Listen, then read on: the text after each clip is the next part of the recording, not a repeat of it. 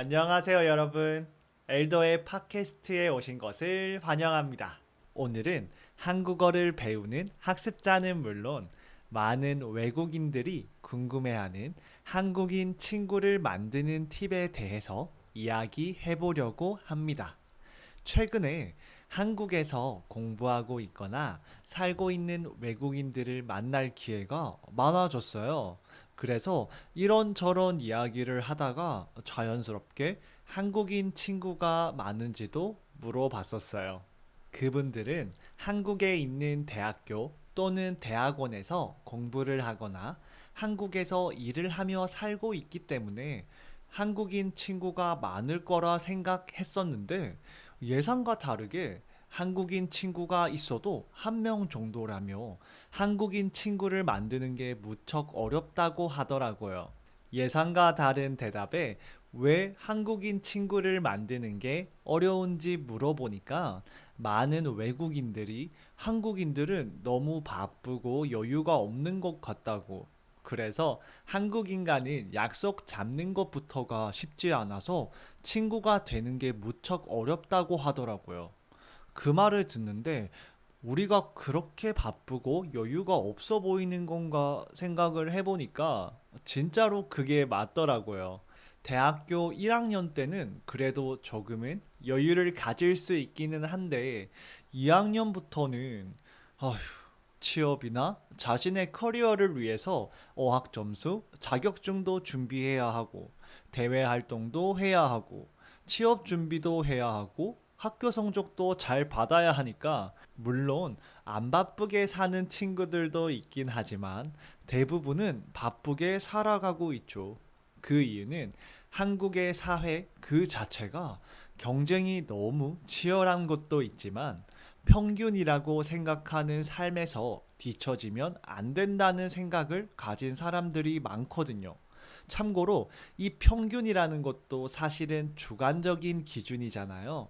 그렇지만 한국에서는 평균이라는 주관적인 기준을 어떻게든 객관적으로 만들어서 나와 상대방을 비교할 수 있게 만들거든요.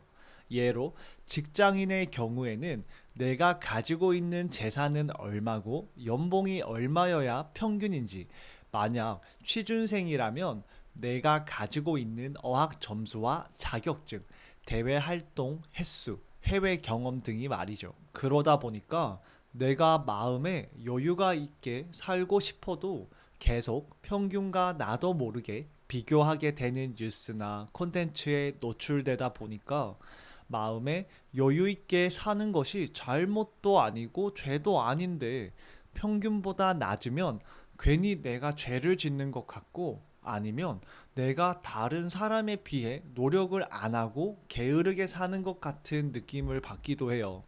이게 한국은 어렸을 때부터 남들과의 비교와 경쟁이 학습돼서 그런 걸 수도 있긴 한데 여튼 그렇습니다.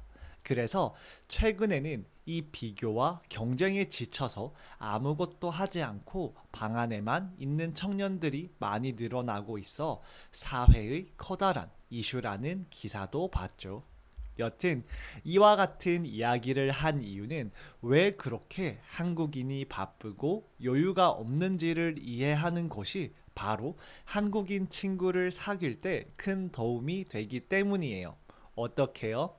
한국인은 평균이라고 생각하는 삶에서 뒤처지는 것을 두려워하는 사람이 많은 만큼 시간을 헛되이 보내는 것을 싫어하는 사람이 많다는 사실을 이제 여러분은 알게 되었으니까요. 오히려 여러분은 이 점을 활용해서 한국인 친구를 만드는 것이죠. 물론 이런 점을 이용하지 않고 자연스럽게 친구가 될 수도 있겠죠. 그렇지만 마음과 시간의 여유가 없다고 생각되는 사람과는 자연스럽게 친구가 되는 게 현실적으로 솔직하게 힘들잖아요.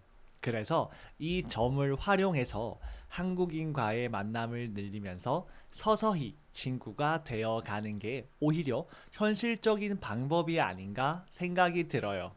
제가 이렇게 말을 하면, 혹시 우리가 외국인이어서 이런 건가? 하고 오해하실 수도 있는데, 참고로 이건 외국인에게만 해당되는 내용이 아니고요. 한국인에게도 해당되는 말이기도 해요. 왜냐하면 다시 말하지만 우리는 여유가 많이 없기 때문에 한국인도 한국인 친구를 만날 여유가 많이 없거든요. 내가 있어도 상대방이 없거나 상대방이 있을 때는 내가 없기도 하니까요. 그래서 한국인도 20살 넘어서는 친구 만드는 게 정말 어려운 것 같아요. 물론 친구를 만드는 게 쉬운 사람도 있긴 하겠지만요. 여튼 외국인들에게 한국인 친구를 만드는 팁은 바로 나와 함께하는 시간이 여유가 없더라도 함께 보내고 싶은 시간 또는 가치 있는 시간이라고 느끼게 해줘야 하는 거예요. 어떻게요? 지금부터 그 방법에 대해서 좀 더 구체적인 예와 함께 설명해 드리겠습니다. 첫 번째는 바로 언어 교환, 즉 language exchange입니다. 한국 사람들은 영어를 포함해서 외국어를 잘하는 사람을 정말 멋있다고 생각해요. 또한 외국어를 잘한다면 취업하는 데 큰 도움이 될 뿐만 아니라 먹고 사는 데도 문제가 없다고 생각하죠. 실제로 외국어 하나만 잘하면 먹고 사는데 문제가 없다는 말이 있거든요. 만약 2개 이상을 잘한다면 와우, 정말 엄청난 거죠. 여튼 이러한 이유들로 많은 한국인들은 외국어를 잘하기 위해 돈은 물론이고 많은 노력과 시간을 어렸을 때부터 꾸준하게 투자를 하거든요. 그렇기에 만약 여러분의 모국어를 배우고 싶어 하는 한국인에게 언어 교환을 제안한다면 대부분의 한국인들은 여러분과의 만남에 시간을 전혀 아까워하지 않을 거예요. 왜냐하면 외국어를 배우는 시간은 나에게 충분히 가치 있는 시간이기 때문이죠. 그렇게 언어 교환을 통해서 정기적으로 만나다 보면 어느 순간 친구가 될 수 있지 않을까요? 그래서 저는 이와 같은 방법이 실제로 많은 외국인이 한국인을 친구로 만드는 가장 현실적인 방법이 아닐까 생각해요. 두 번째 방법은 바로 취미나 관심사를 공유하는 커뮤니티에 가입하는 거예요. 한국 사람이 마음의 여유가 없긴 하지만 그래도 쌓이는 스트레스를 풀어야 인생을 살아갈 수 있잖아요. 그러니까 스트레스를 풀기 위해 자신이 좋아하는 활동 또는 취미를 혼자서 즐기거나 여러 사람과 함께 즐기죠.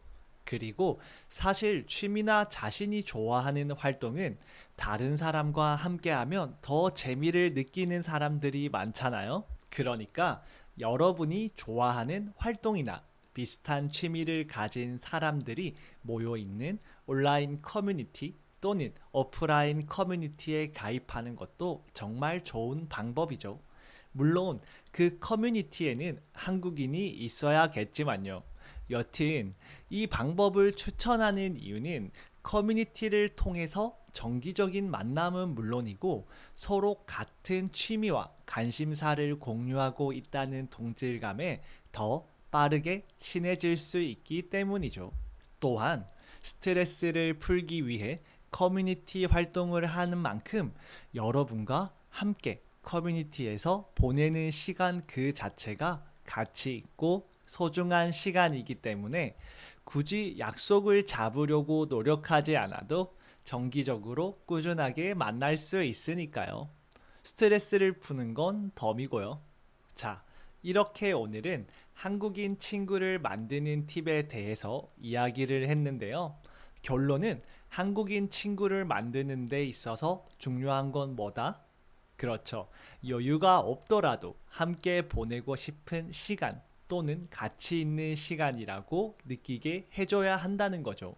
물론 한국 여행을 갔다가 게스트 하우스에서 친구가 될 수도 있고 학교에서 공부하면서 친구가 될 수도 있고 직장에서 일하다가 친해져서 친구가 될 수도 있고 카페에서 커피 마시다가 친구가 될 수도 있고 식당에서 밥 먹다가 친구가 될 수도 있죠.